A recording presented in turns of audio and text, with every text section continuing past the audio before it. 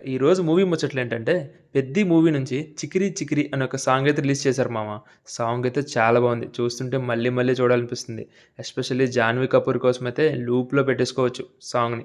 Song complete అయ్యేలోపు వెంటనే ఒక అప్డేట్ వచ్చింది. ఏంటా అని చూస్తే 'ద మోస్ట్ అవైటెడ్ ఫిల్మ్ ఎస్ఎస్ఎంబీ 29' ఈ మూవీలో మహేష్ బాబు గారికి యాంటాగనిస్ట్‌గా 'పృథ్వీరాజ్ సుకుమారన్' గారు యాక్ట్ చేస్తున్నారు.